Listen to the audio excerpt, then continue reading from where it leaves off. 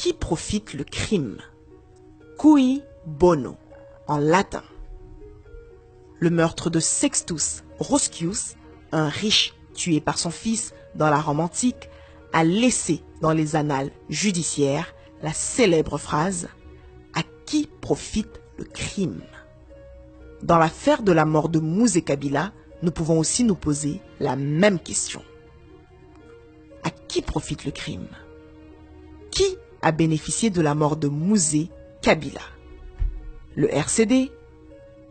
Le Rwanda? Joseph Kabila? Les Occidentaux? Les multinationales?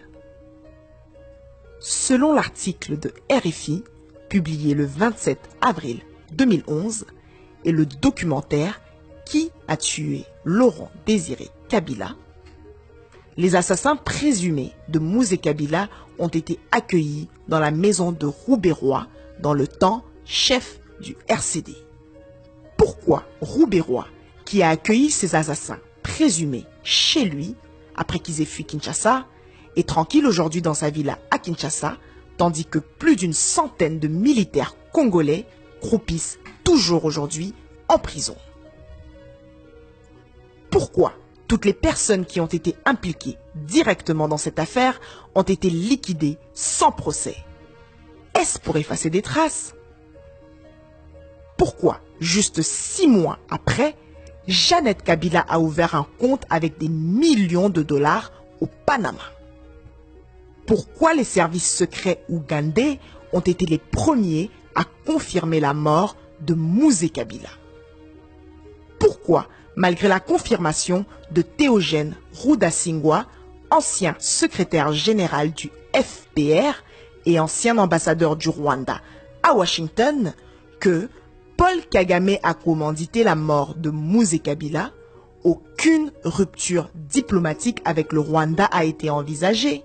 En 1994, comme nous l'avons dit, le président du Burundi, Cyprien Ntaryamira, a été assassiné. En 2001, Kagame a fait assassiner le président du République démocratique de Congo, Kabila, après avoir envoyé 2 fois ce pays, et en maintenant sa présence à travers les proxys comme M23. Près de 6 millions de Congolais ont péri en raison des politiques et actions du Kagame en RDC.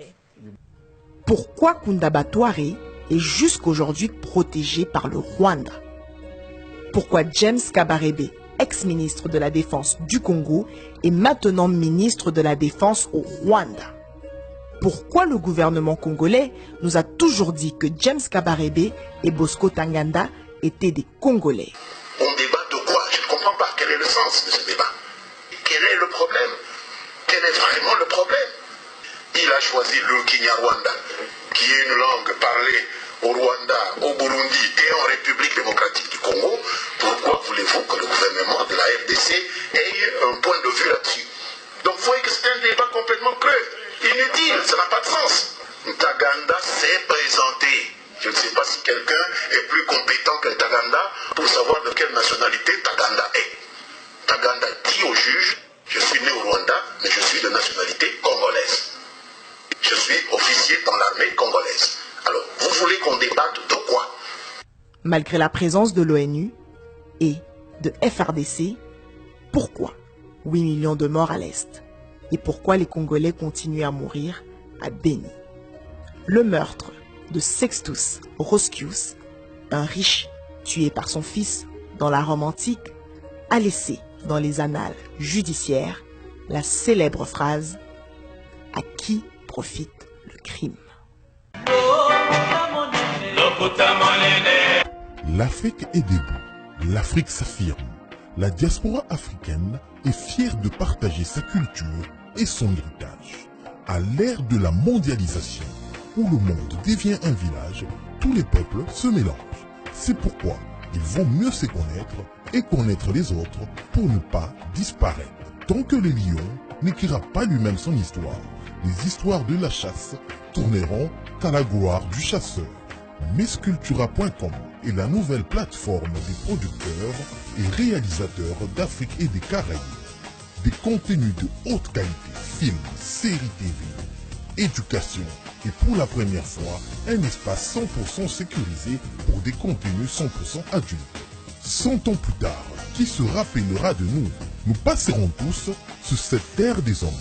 Et ce qui est important, ce sont les œuvres que nous laisserons derrière nous pour préserver nos cultures, nos langues et notre histoire.